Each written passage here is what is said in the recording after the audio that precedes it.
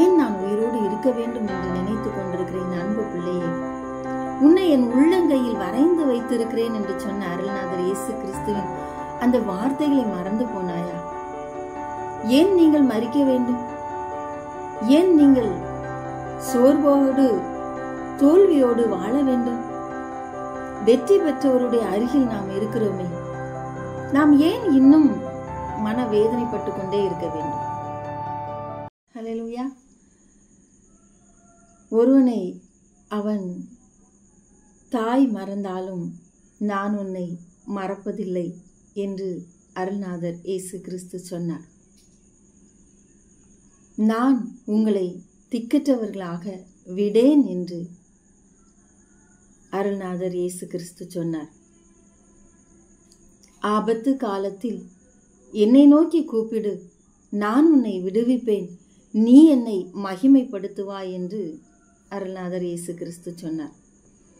நானே மெய்யான ஒளி, நானே ஜீவ அப்பம், நானே நல்ல மேய்ப்பன்.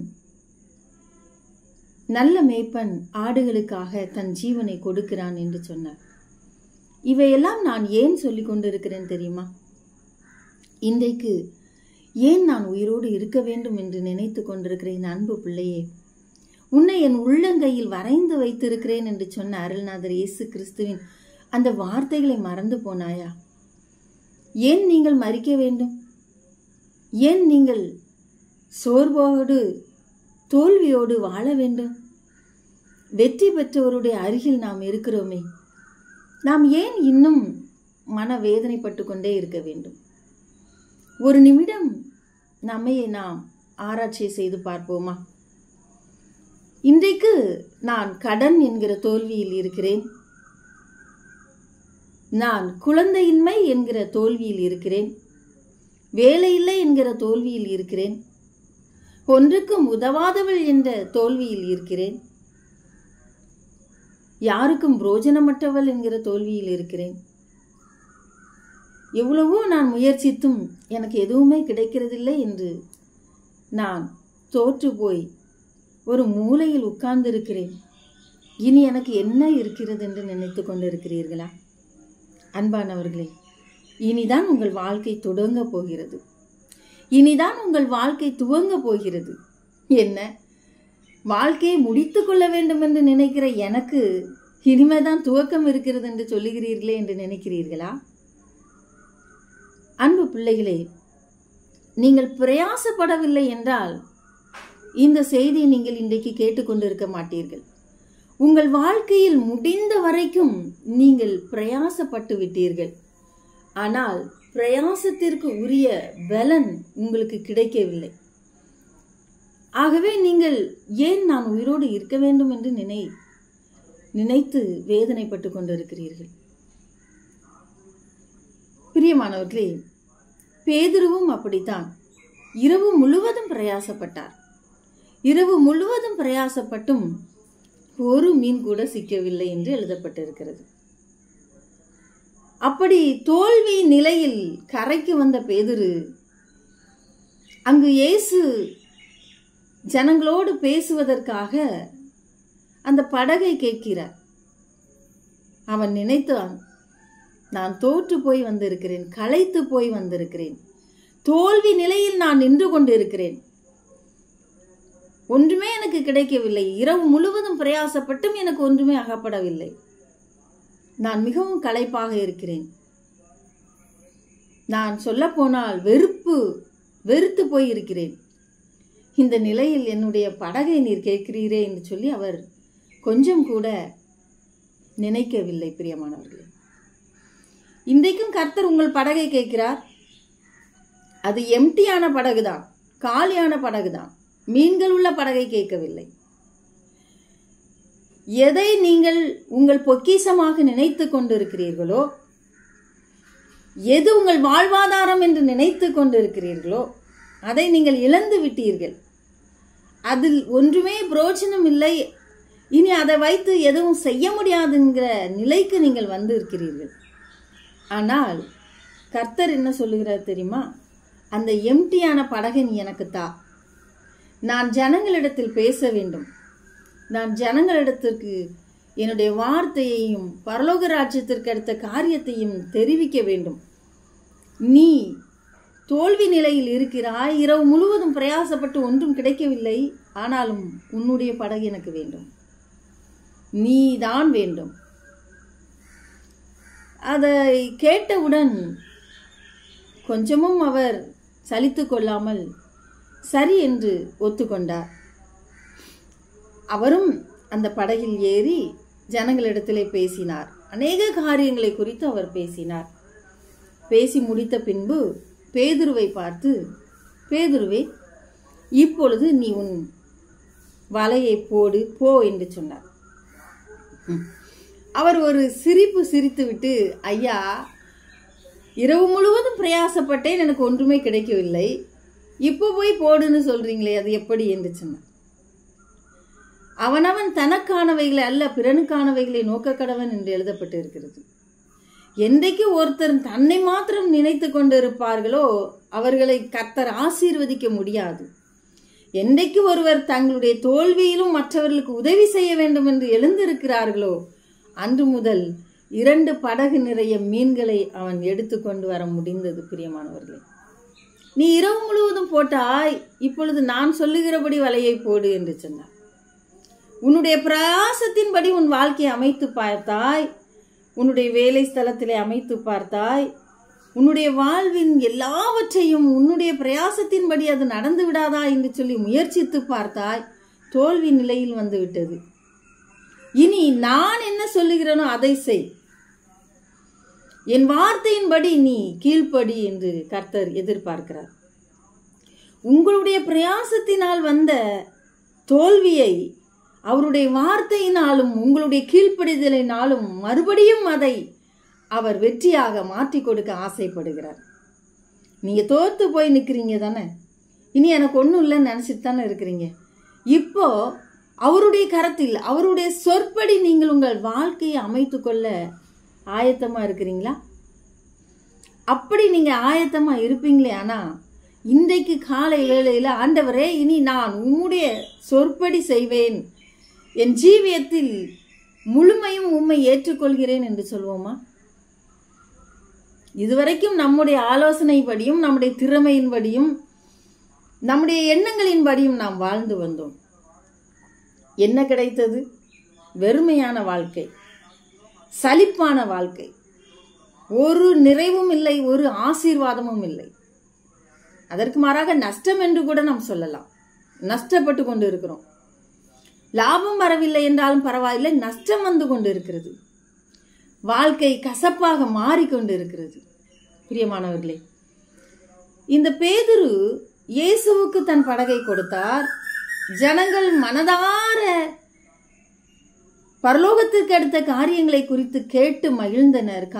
காதுகுளிர கேட்டார்கள், மனங்குளிர கேட்டார்கள், காதுகுளிர கேட்டார்கள், சந்தோஷமாய் போனார்கள்.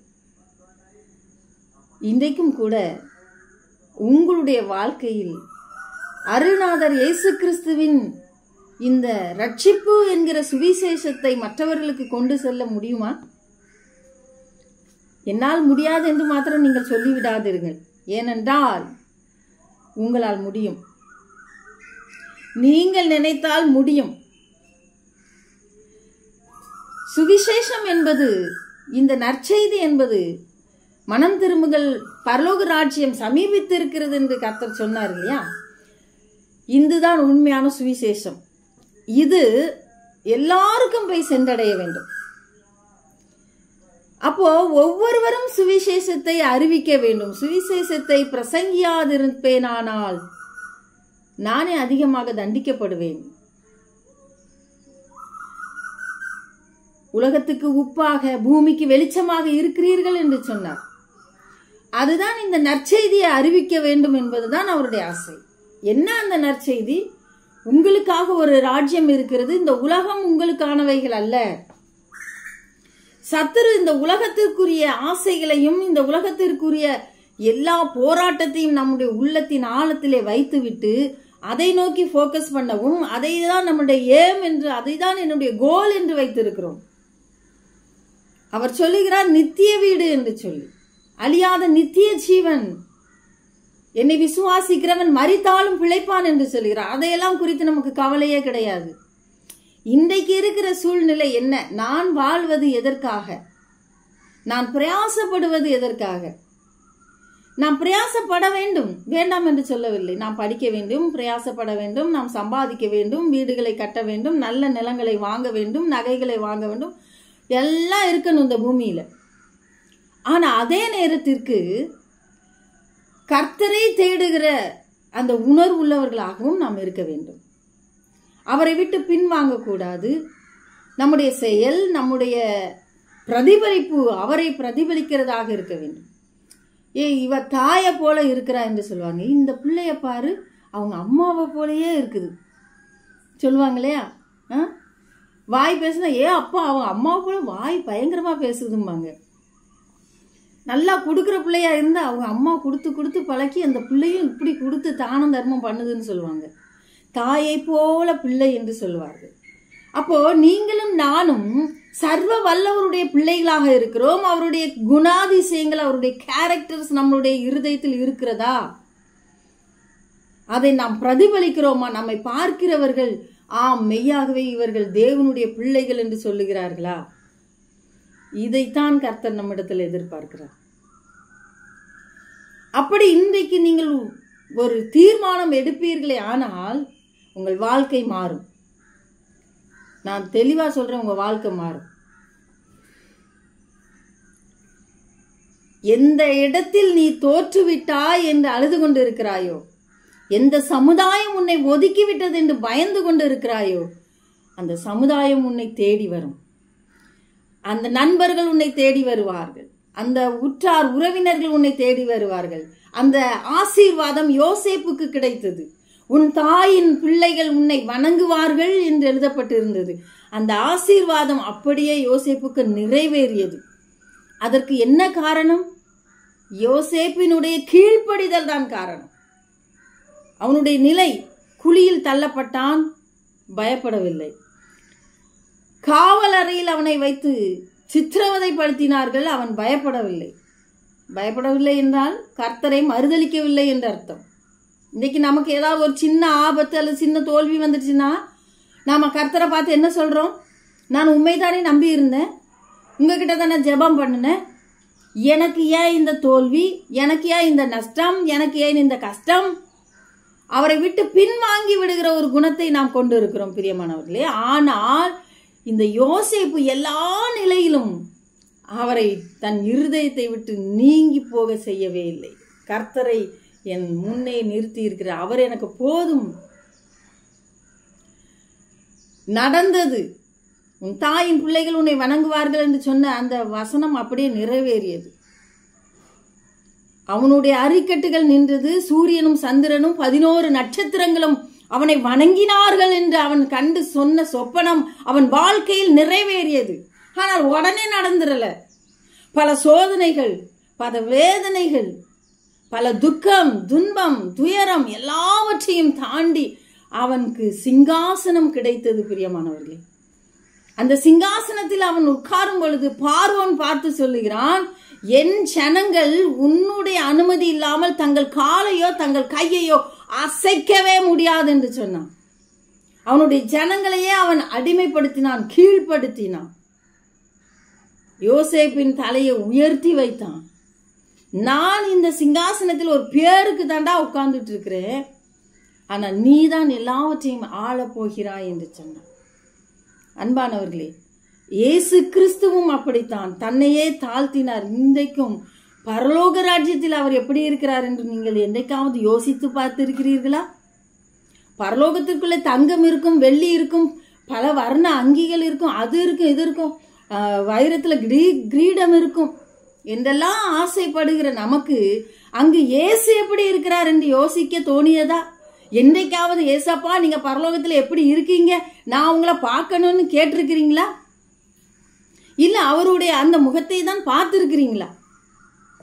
இல்ல கற்பனையாவது பண்ணி இருக்கிறீங்களா பரலோகத்துல கர்த்தர் எப்படி இருக்கிறாருன்னு? நீங்களும் நானும் நினைத்து கொண்டு இருக்கிறபடி அவர் சிங்காசனத்துல வீட்டு இருக்கவில்லை. அவர் பெரிய ராஜாதி ராஜாவாக அங்கு உட்கார்ந்து கொண்டிருக்கவில்லை. அவர் சிலுவையிலே அறையப்பட்டு இறக்கி விடப்பட்டவராக இப்பொழுதும் பிதாவினிடத்தில் நமக்காக பரிந்து பேசிக் கொண்டு இருக்கிறார். பிரியமானவர்களே, அது உங்களுக்கு தெரியுமா? ஒரு முறை அழகான ஒரு பரலோக காட்சி. நீ பரலோகத்துக்கு வராயா? நான் வரேன். யாருக்கு தான் பரலோகத்துக்கு வர்றது பிடிக்காது? சரி வா என்று சொன்னார். நானும் இயேசுவும் ஒன்றாக போய்கொண்டே இருக்கிறோம். திடீரென்று பார்த்தால் பரலோகத்தின் உள் என்ட்ரன்ஸ் வந்து விட்டது. உள்ளே நுழையணும். இயேசுவை காணவில்லை. எங்கு இருக்கிறார் என்று பார்த்தால் அவர் அடிக்கப்பட்டவராக, சிலுவையில அடிச்சு இறக்கி போட்டா எப்படி இருக்கும் அந்த மாதிரி தான் அவருடைய சரீரம் பிக்கப்பட்டு இருந்தது. முழுவதும் வேதனைப்பட்ட ஒரு நிலைமை. அப்படியே நின்று கொண்டிருந்தார். என்னை பார்க்கவே இல்லை, என்னை கண்டுகொள்ளவே இல்லை. அப்ப நான் சொல்றேன், என்னை பரலோகத்துக்கு வான்னு கூட்டிட்டு என்னை கண்டுக்கவே இல்லையே, இவர் வான்னு கூட கூப்பிடலையே, ஏசப்பா ஏன் இந்த நிலையில நீங்க இருக்கிறீங்க என்று சொல்லும் பொழுது அவர் வாயே திறக்கல. இறுதியாக ஒரு சத்தம் வந்தது, உனக்காக யார் இங்கே இருக்கிறார்கள்? நான் எட்டி பார்க்கிறேன், எனக்காக ஒருத்தர் கூட இல்லை. ஒரு ஆத்மாவை நீ ஆதாயப்படுத்தினாயா? இல்ல. அப்புறம் எதுக்கு நீ பரலோகத்துக்கு வந்த? நீ பரலோகத்துக்கு வந்து என்ன பிரயோஜனம்? பரலோகத்திற்குள்ளே நாம் வர வேண்டும் என்று ஆசைப்படுகிறோம். அங்கு கர்த்தர் எப்படி இருக்கிறார்? அன்பானவர்களே, இன்றைக்கு கூட அவர் பரிந்து பேசுகிறவராக இருக்கிறார். அவர் சந்தோஷமாக இல்லை. அவர் நம் எல்லாவற்றையும் சிலுவையில வெற்றி சிறந்தோம், நான் தான் பெரிய ஆள் என்று சொல்லி அங்கு இருக்கவில்லை. எனக்கு சிங்காசனம் கிடைத்து விட்டது, பூலோகத்தார், வானகத்தார், பரலோகத்தார் அத்தனை பேரும் என்னை புகழ்ந்து பாட வேண்டும் என்று சொல்லி அவர் அங்கு இருக்கவில்லை. அவர் இன்றைக்கும் அடிமையின் ரூபமாகத்தான் இருந்து பிதாவினிடத்துல இந்த மரம் இந்த வருஷம் இருக்கட்டும் இருக்கட்டும் இருக்கட்டும் இருக்கட்டும், கனி கொடுத்தா பாப்போம் பாப்போம் பாப்போம், எத்தனை ஆண்டுகளாக உங்களுக்காக பரிதபித்துக் கொண்டிருக்கிறார் தெரியுமா? யூடியூபிலே ஒரு அருமையான ஒரு மனதை பதபதைக்க வைக்கிற ஒரு காட்சியை நான் பார்த்தேன். ஒரு அருமையான குடும்பம், முழு குடும்பம், குழந்தைகள் இருந்து கணவன் மனைவி பிள்ளைகள் வாலிபர்கள் என்று இருக்கிறார்கள். திடீரென்று அந்த காட்டாற்று வெள்ளத்தில் மாட்டிக்கொண்டார்கள். அந்த நிலையில் அவர்களால் ஒன்றுமே செய்ய முடியாது. அவ்வளவுதான், நமக்கு மரணம், சகாயமின்றி சடுதியில் நாசமடைவான் என்று எழுதப்பட்டிருக்கிறது. அவ்வளவுதான், என்னுடைய மரணம் வந்துவிட்டது என்று அவர்கள் நினைத்து பயந்து கொண்டிருக்கிறாங்க. பிரியமானவர்களே, அவர்களை காப்பாற்ற யாருமே இல்லை. ஆபத்து காலத்தில் என்னை நோக்கி கூப்பிடு, நான் உன்னை விடுவிப்பேன், நீ என்னை மகிமைப்படுத்துவாய் என்று சொன்ன அருள்நாதர் இயேசு கிறிஸ்துவின் வார்த்தை அவர்களுக்கு நினைவுக்கு வரவில்லை. ஏன் அப்படி நினைவுக்கு வந்திருந்தால் கர்த்தர் காப்பாற்றி இருப்பாரா என்ற ஒரு கேள்வி உங்க மனசுல எழும்புவது எனக்கு கேட்குது. அவரால் கூடாத காரியம் ஒண்ணுமே கிடையாது.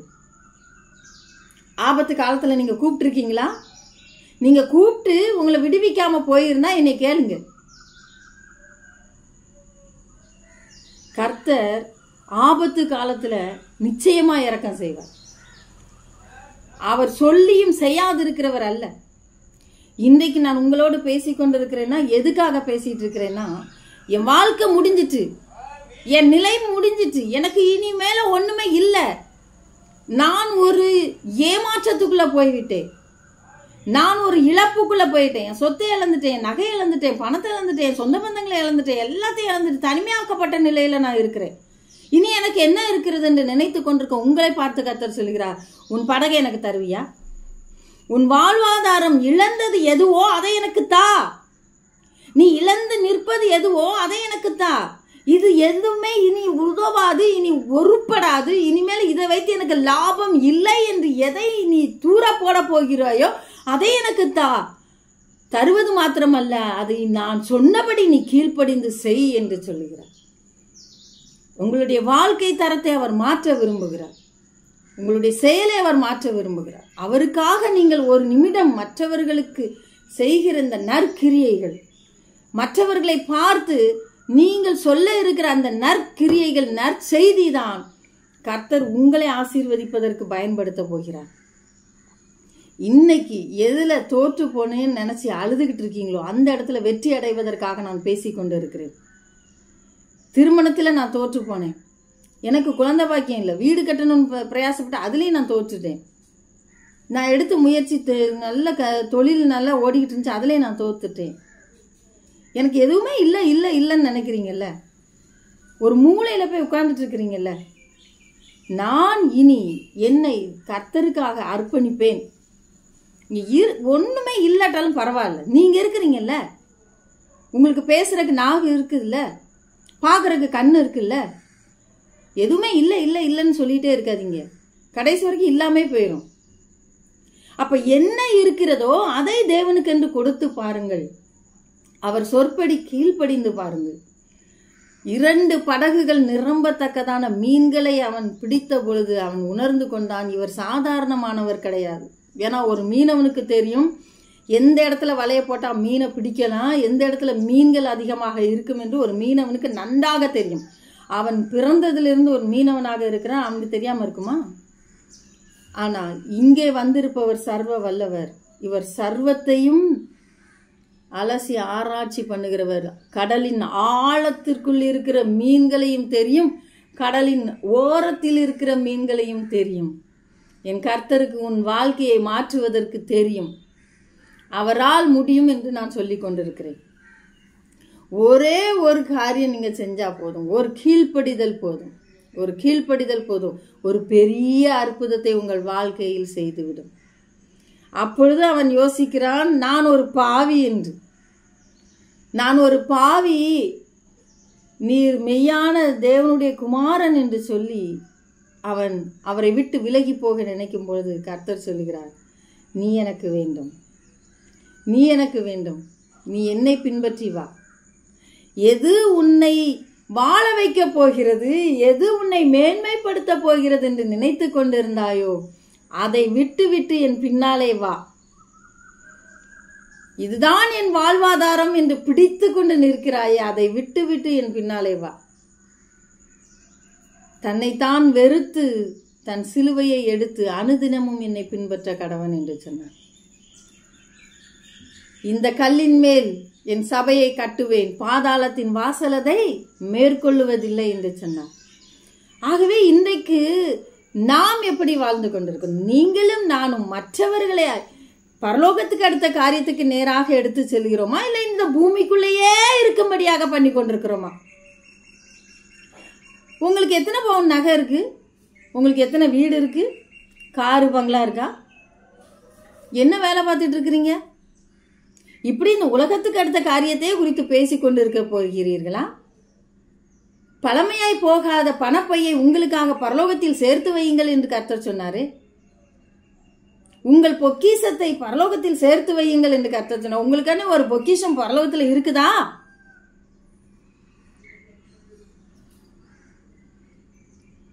இங்கேதானே பொக்கிஷத்தை சேர்த்து வச்சுக்கிட்டே இருக்கும். இங்கே கள்ளர்கள் கண்ணமிட்டு திருடுவார்கள், அங்க யாரும் திருட மாட்டாங்க. ஆத்தும ஆதாயம் செய்கிறவர்கள் ஞானவான்கள் என்று எழுதப்பட்டிருக்கு. ஒரு நாளாவது ஒரு ஆத்மாவுக்கு சரி வேண்டாம் விடுங்க, ஒரு ஆத்மாவுக்கு நம்ம ஒண்ணுமே செய்ய வேண்டாம், ஆனா நம்முடைய ஜீவியத்திலேயாவது வாழ்ந்தா இவங்கள போல வாழணும்பா அப்படின்னு சொல்ற அளவுக்காவது நம்ம வாழ்றோமா? மற்றவர்களை வேதனைப்படுத்தாமல் நம்முடைய வாழ்க்கையை நாம் வாழ்ந்து கொண்டு இருக்கிறோமா? ஒரு நாள் அவர் ராஜாதி ராஜாவாக இந்த பூமியில வந்து நிற்பார். அப்ப நம்ம அவருக்கு எதிர்கொண்டு போகணும். அப்ப கணக்கு கேட்பாரு, என்ன பதில் சொல்லுவோம்? வெட்கம், வெட்கம்தான். ஐயோ கேவலம். தேவன் வருகின்றார் வேகம் இறங்கி, தேவ பர்வதம் தம் வாகம் நிறுத்தி, ஆண்டவராயிரம் பக்தரோடு அந்நாளிலே நியாயம் தீர்த்திடுவார். இயேசு கிறிஸ்து வருகின்றார் இந்த கடைசி காலத்திலே. கர்த்தரை குத்தின கண்கள் யாவும் கண்டு புலம்பிடுமே, கர்த்தரை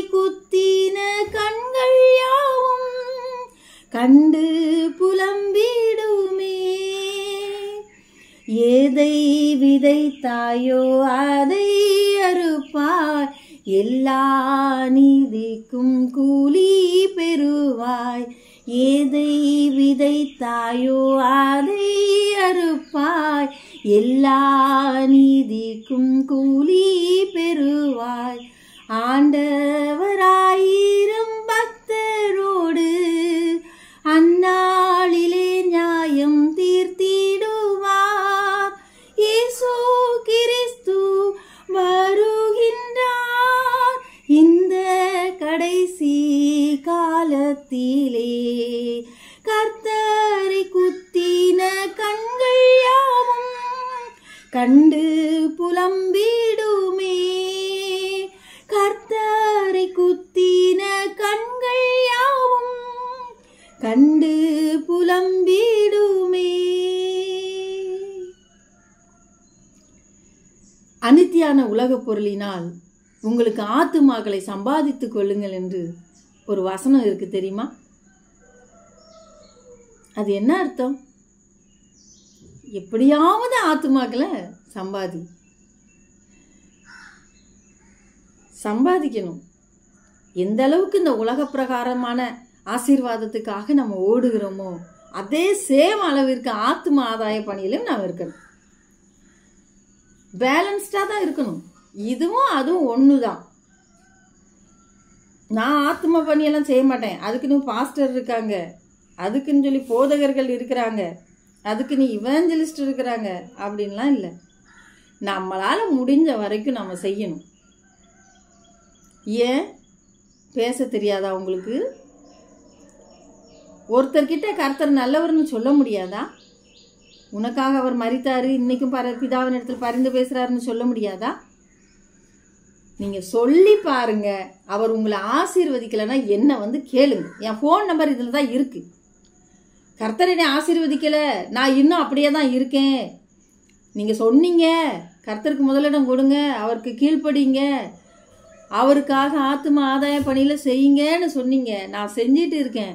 ஆனா இன்னும் எனக்கு நிலை மாறல. நான் தைரியமா என்னை கேட்கலாம். ஏன்னா இதை சொல்ல சொன்னது அவர் தான், நான் இல்லை. இன்னைக்கு அநேகருடைய வாழ்க்கை வெறுமையா இருக்கு. அது நிரம்பணும்னா வேற வழி இல்லை. அவங்க நான் சொல்றபடி செய்ய சொல்லு, அவங்களுடைய வாழ்க்கையை எனக்கு தர சொல்லு, நான் மாற்றி கொடுக்கிறேன், அவர்களை ஆசீர்வதிக்கிறேன்.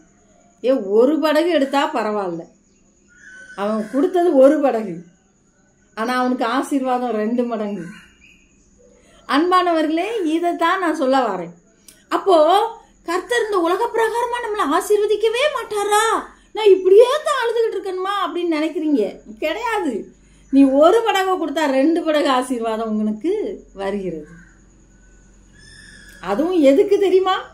இந்த கல்லின் மேல் என் சபையை கட்டுவேன், பாதாளத்தின் வாசலத்தை மேற்கொள்வதில்லை என்று அவனுக்கு ஆசீர்வாதம் கொடுப்பதற்காக.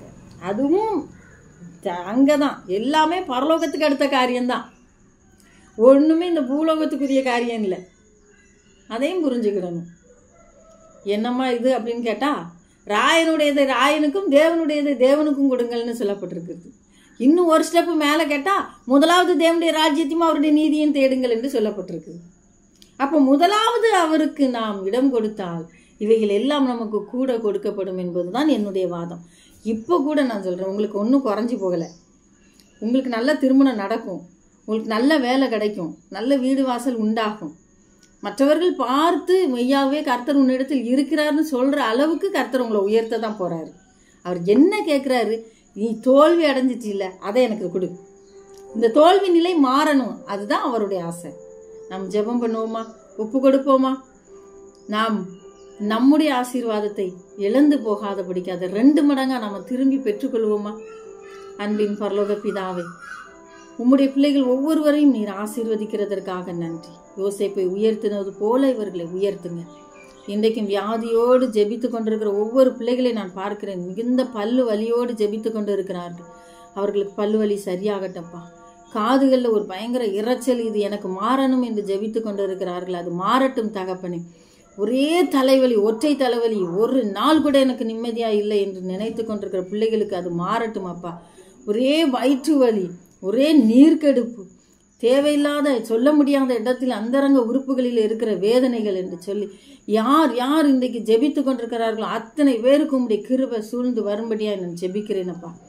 யார் யார் ஆஸ்பத்திரிகளிலும் வீடுகளிலையும் ஐயோ ஏன் இந்த வாழ்க்கை என்று அழுது கொண்டிருக்கிறார்களோ அவர்களுக்கு இப்பொழுதே ஒரு தெய்வீக சுகம் உண்டாவதாக இயேசுவின் நாமத்தில். அப்பா நீங்க தொடுங்கப்பா. உங்க கரம் ஒவ்வொருவரையும் தொட்டு கொண்டிருக்கிறதுக்காக நன்றி. உங்க கரம் தொட்டு கொண்டிருக்கிறது நன்றி அப்பா. ஒரு மனநிலை பாதிக்கப்பட்ட பிள்ளைக்காக ஜெபித்து கொண்டிருக்கிற ஒரு தாயார், கர்த்தருடைய கரம் உங்களை தொடுகிறது. உங்க குடும்பத்தில் இருக்கிற சாபத்தை கர்த்தர் மாற்றி போட்டு கொண்டு இருக்கிறார் அப்பா. ஒவ்வொருவரையும் நீங்க தொட்டு கொண்டிருக்கிறதுக்காக நன்றி நன்றி நன்றி நன்றி தகப்பனே, நன்றி தகப்பனே. வேலைக்காக தன் பிள்ளையினுடைய இறுதி கல்வியாண்டு நின்று விடக்கூடாது என்று ஜெபித்து கொண்டிருக்கிற ஒரு தாயார், கர்த்தருடைய கரம் உங்க பிள்ளைகளை தொடுகிறது. வேலைக்காக ஜெபித்து கொண்டிருக்கிற தாயார், கர்த்தருடைய கரம் உங்கள் பிள்ளைகளை தொடுகிறது. வெளிநாட்டிலே இருக்கிற பிள்ளைகளுக்காக ஜெபித்து கொண்டிருக்கிற தாயார், உங்களுடைய நிலை மாற வேண்டுமே, எனக்கு வீடு கட்டப்பட வேண்டும், என் பிள்ளையினுடைய வாழ்க்கை கட்டப்பட வேண்டுமே என்று ஜெபித்து கொண்டிருக்கிற ஒவ்வொரு ஜெபத்தையும் கர்த்தர் கேட்டுக்கொண்டிருக்கிறார். குழந்தை பாக்கியம் இல்லையே என்று ஜெபித்து கொண்டிருக்கிற என் அன்பு பிள்ளைகளுக்கு கர்த்தருடைய கரம் இறங்கி வந்து தொட்டு இந்த மாதத்தில் அந்த அற்புதம் நடந்து கொண்டு இருக்கிறது. வீட்டுக்குள்ள ஒரே சண்டை, பிரச்சனை, போராட்டம் என்று அழுது கொண்டிருக்கிற அன்பு பிள்ளையை கர்த்தருடைய கரம் சமாதானத்தை இன்றைக்கு உனக்கு தந்து கொண்டு இருக்கிறது. ஒரு நல்ல ஒரு கணவராக என் கணவர் மாற வேண்டும், இந்த குடி பழக்கம் மாற வேண்டும் என்று அழுது கொண்டிருக்கிற என் அன்பு பிள்ளைகளை கர்த்தருடைய கரம் உங்களை தொட்டு கொண்டு இருக்கிறது. இன்றைக்கு உங்க கணவர் மாறுகிறார். சூழ்நிலை மாறிக்கொண்டு இருக்கிறது. கடனால வேதனைப்பட்டு கொண்டு என்னைக்கு இந்த கடனை வாங்கணும்னு அன்னையிலிருந்து நிம்மதி போச்சு என்று அழுது கொண்டிருக்கிற ஒவ்வொருவரையும் கர்த்தருடைய கரம் தொடுகிறது. உங்களுக்கான ஒரு வாசலை கர்த்தர் திறக்கிறார். இன்றோடு உங்க பிரச்சனை போராட்டத்துக்கு முடிவு வந்தது. பிரியமானவர்களே, உங்களை தேவன் நேசிக்கிறார், உங்களை தேவன் நேசிக்கிறார், உங்களை தேவன் நேசிக்கிறார். இன்று முதல் ஆசீர்வாதமாக இருக்கிறது. எல்லா சாபத்தையும் நீக்கி ஜெபிக்கிறேன். பொல்லாத அசுத்தாவிய இயேசுவின் நாமத்தினால, அவருடைய ரத்தத்தினால அந்த வீட்டை விட்டு வெளியே போ. வேலை பார்க்குற இடத்துல என்னை நிம்மதியாக வேலை பார்க்க விட இல்லை, என்னை வேதனைப்படுத்தி பேசுகிறார்கள், கிண்டல் பண்ணுகிறார், நக்கல் பண்ணுகிறார், அதிகாரம் பண்ணுகிறார்கள் என்று சொல்லி அழுது கொண்டிருக்கிற பிள்ளைகளை பார்க்கிறேன். தேவனுடைய கரம் உங்களை தொடுகிறது. பிள்ளைகளை, இதோடு முடிந்தது, இதோடு முடிந்தது. யார் உங்களுக்கு விரோதமாக எழுந்தார்களோ அவர்களுக்கு மேலே உங்களை கர்த்தர் உயர்த்தி வைக்க போறார். தேவனுடைய கரம் அதை செய்ய போகிறது. நன்றி பரிசுத்த ஆவியானவரே. இழந்த எல்லாவற்றையும் திரும்ப கொடுங்க. ஒரு பெரிய தொழிலில் இருந்து பெரிய நஷ்டத்தை நான் ஏற்படுத்திட்டு இன்னைக்கு எனக்கு என்ன செய்யன்னு தெரியாம அழுது கொண்டிருக்கிற அன்பு பிள்ளையை கர்த்தர் பார்க்கிறார். ஒரு பெரிய விடுதலை உங்களுக்கு வந்து கொண்டிருக்கிறது. கர்த்தருடைய கரம் உங்களை தொடுகிறது. நன்றி தகப்பனே. ஒவ்வொருவரையும் தொட்டதுக்காய் ஸ்தோத்திரம், ஆசீர்வதித்ததுக்காய் ஸ்தோத்திரம். உம்முடைய கரத்திற்குள்ளே ஒப்பு கொடுக்கிறேன். இயேசுவின் நாமத்தில் ஜெபிக்கிறோம் நல்ல பிதாவே, ஆமேன். ஹல்லேலூயா. அன்பானவர்களே, தொடர்ந்து உங்களுக்கான ஜெபங்கள் ஏறெடுக்கப்பட்டு கொண்டே இருக்கிறது. உங்களுடைய ஜெப விண்ணப்பங்களை எனக்கு தெரியப்படுத்துங்கள். நாங்கள் தொடர்ந்து உங்களுக்காக ஜெபிக்க இருக்கிறோம். கவலைப்படாதீங்க. அநேக சாட்சிகளும் நீங்கள் சொல்லிக்கிட்டே இருக்கிறீங்க. உங்கள் சாட்சிகளுக்காக கர்த்தரை நான் ஸ்தோத்தரிக்கிறேன், நன்றி செலுத்துகிறேன். தொடர்ந்து என்னோடு தொடர்பு கொள்ளுங்கள். நாம் இணைந்து ஜெபித்து இந்த ஆசீர்வாதத்தை பெற்றுக்கொள்வோம். சாபத்தை நீக்கி ஆசீர்வாதமாக இருக்க வேண்டும் என்பதற்காகவே இந்த உபவாச ஜெபம் நடந்து கொண்டிருக்கிறது. சத்ருவின் பிடியிலிருந்து உங்களையும் உங்கள் பிள்ளைகளையும் காப்பாற்றுங்கள். கர்த்தர் உங்களை ஆசீர்வதிப்பார். தினம்தோறும் உங்களுக்காக ஜெபம் ஏறெடுக்கப்படுகிறது என்பதை மறந்து போக வேண்டாம். ஆமேன். அல்லேலூயா.